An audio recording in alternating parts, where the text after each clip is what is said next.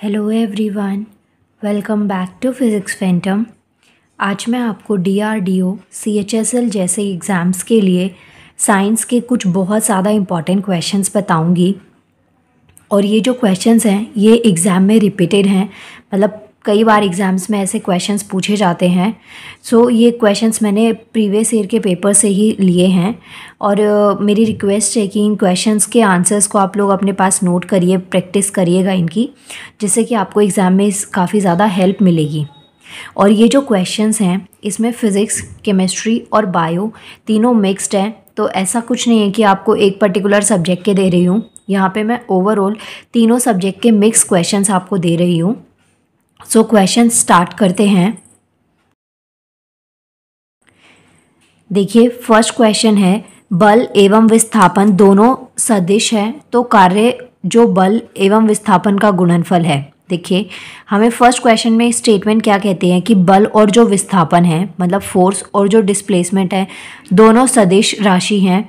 तो जो कार्य अगर हम कार्य की बात करें, वर्क डन, तो वो होता क्या है, बल इंटू में डिस्प्लेसमेंट, मतलब फोर्स इंटू डिस्प्लेसमेंट। तो जो इनका गुणनफल है वो क्या होगा? सो आंसर है आपका अदिश। अगर ये दोनों चीज़ें सदिश राशि हैं तो जो इनका गुणनफल है, प्रोडक्ट है, वो इनका ऑपोजिट अदिश हो जाएगा। सेकेंड क्वेश्चन है, पृथ्वी की सतह से ऊपर जाने पर जी का मान बढ़ेगा, घटेगा, अपरिवर्तित रहेगा या इनमें से कोई नहीं? तो देखिए, जो जी है ना, स्मॉल जी, ग्रेविटी, इसकी वजह से जो भी चीज़ें ऊपर जाती हैं वो एक पर्टिकुलर टाइम के बाद में नीचे आ जाती हैं। मतलब कि एक फोर्स है जो कि अपनी साइड, अर्थ की साइड चीज़ों को नीचे खींचता है। जब हम ऊपर जाते हैं तो ये फोर्स ऑटोमेटिकली कम होने लग जाएगा। तो जब पृथ्वी की सतह से जब आप ऊपर जाते हैं तो जो जी है, स्मॉल जी, वो घट जाएगा। ये आपको याद रखना है। नेक्स्ट क्वेश्चन जो है, 8 और 5 मात्रक वाले सदिश का महत्तम परिणामी कितने मात्रक का होगा? तो इसमें आपको क्या करना है, इन दोनों का टोटल कर देना है। इसके बाद में नेक्स्ट क्वेश्चन आता है, बल और समय का जो गुणनफल होता है वो क्या होगा? ये आपसे फॉर्मूले की फॉर्म में दे रखा है। जैसे कि आपको पता है, जो फॉर्मूले में स्पीड की अगर हम बात करें तो speed is equal to distance upon time होता है। मतलब कि अगर आपको गति निकालनी होती है, चाल निकालनी होती है, तो दूरी अपॉन में समय होता है। ऐसे ही आपसे क्वेश्चन में पूछा गया है कि बल मतलब कि फोर्स और जो समय है मतलब कि टाइम, इनका गुणनफल मीन्स कि इनका जो मल्टीपल है फोर्स और टाइम का, वो क्या होगा? तो आंसर है आवेग। आवेग का फॉर्मूला क्या होता है? Newton into second. न्यूटन का मतलब क्या हो गया? बल, फोर्स और सेकेंड टाइम। तो ये दोनों आपके आंसर में आ जाएगा। तो इसका आंसर है आवेग। नेक्स्ट क्वेश्चन है, घर्षण गुणांक का मान हो सकता है। जो घर्षण गुणांक होता है उसका मान क्या होगा? आंसर है 1 से कम। नेक्स्ट, बहुत ही कॉमन और बहुत ही इंपॉर्टेंट क्वेश्चन, सिर्फ एग्जाम पर्सपेक्टिव से नहीं, आपकी खुद की नॉलेज के लिए भी, कि घर में कितने वोल्ट का विद्युत का उपयोग होता है। आपसे क्वेश्चन पूछा जाए कि घर में कितने वोल्ट विद्युत का उपयोग किया जाता है, तो वो आंसर आएगा आपका 220 वोल्टेज।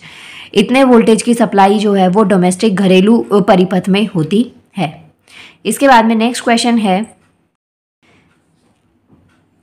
क्वेश्चन है, ये आपका ना न्यूमेरिकल फॉर्म में दे रखा है। यदि कोई व्यक्ति 15 मीटर पर सेकंड के एक समान वेग से सेकंड तक गति में है, मतलब कि एक पर्टिकुलर टाइम तक ना एक इंसान किस में गति में है, मोशन में है, 15 मीटर पर सेकंड से 15 सेकंड तक की गति में है, तो उस वस्तु द्वारा कुल तय की गई दूरी, आपको डिस्टेंस कैलकुलेट करना है। आंसर होगा आपका 225 मीटर। 15 मीटर, 15 सेकेंड, दोनों को मल्टीप्लाई कर दीजिए और यू कैन से कि 15 जो होता है, 15 का जो स्क्वायर है वो आपको आंसर में यहाँ पे देना है। नेक्स्ट क्वेश्चन इज, कोणीय संवेग बराबर होता है। कोणीय संवेग जो होता है वो होता है एंगुलर मोमेंटम। तो क्वेश्चन ये है कि जो कोणीय संवेग है वो इनमें से किसके बराबर है? तो आंसर है आपका संवेग के आघूर्ण के। नेक्स्ट क्वेश्चन बहुत इंपॉर्टेंट है, SI यूनिट से रिलेटेड आपके एग्जाम में कई बार क्वेश्चंस पूछे जाते हैं। तो क्वेश्चन क्या कहता है, जो गुप्त ऊष्मा है, लेटेंट हीट है, उसका SI मात्रक क्या होगा? तो जूल पर kg, ये इसका आंसर है। नेक्स्ट क्वेश्चन इज, किसी वस्तु को ऊपर ले जाने पे जो इन चारों में से उसमें क्या चेंज आपको देखने को मिलेगा।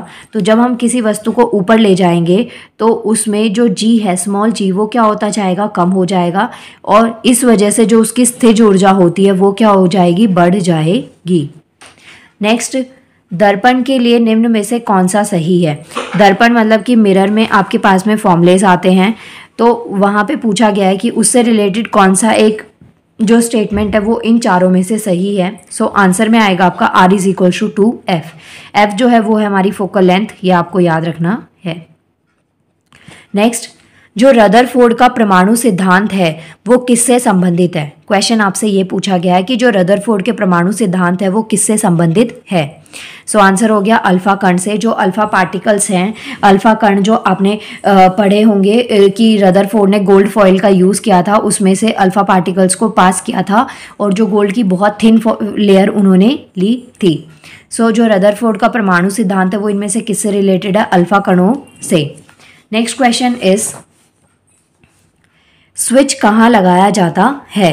तो स्विच कहाँ पे लगाया जाता है, यहाँ पे तार के बेसिस पे पूछा जा रहा है, तो गर्म तार में स्विच लगाया जाता है। नेक्स्ट क्वेश्चन है, दाढ़ी बनाने के लिए किस दर्पण मिरर का प्रयोग किया जाता है। तो आंसर आप लिखेंगे अवतल। अवतल दर्पण का यूज़ किया जाता है दाढ़ी बनाने के लिए। नेक्स्ट देखिए, यहाँ पे ये न्यूमेरिकल है, तो अगर जैसे आप एसएससी में प्रिपरेशन करते हैं तो बहुत रेयर चांस होता है कि आपका इसमें न्यूमेरिकल ऐसे कंसेप्ट में आए, बट अगर आप नेवी ऐसे एग्जाम्स की प्रिपरेशन करते हैं, एफकेट वगैरह, तो उसमें आपका न्यूमेरिकल आ जाता है। नेक्स्ट क्वेश्चन है, जो एक्स किरण होती है उसका वेग क्या होता है। तो वो होता है 3 × 10⁸ मीटर पर सेकेंड। और एक और याद रखिएगा कि जो स्पीड ऑफ लाइट होती है, स्पीड ऑफ लाइट वो भी कितनी होती है, यही होती है 3 × 10⁸ मीटर पर सेकेंड। क्वेश्चन आ जाए, अर्ध जीवन काल हाफ लाइफ किसके बराबर होता है। तो आंसर आपका ये 0.693 सहस्रांक।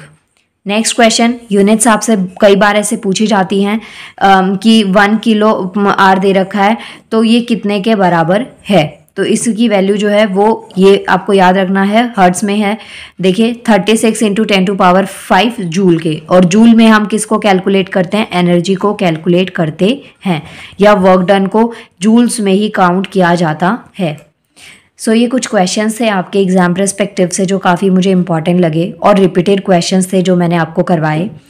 अगर आपको ये वीडियो अच्छी लगे तो वीडियो को लाइक करिएगा, चैनल को सब्सक्राइब। नाउ मिलते हैं नेक्स्ट वीडियो में। Thank you so much.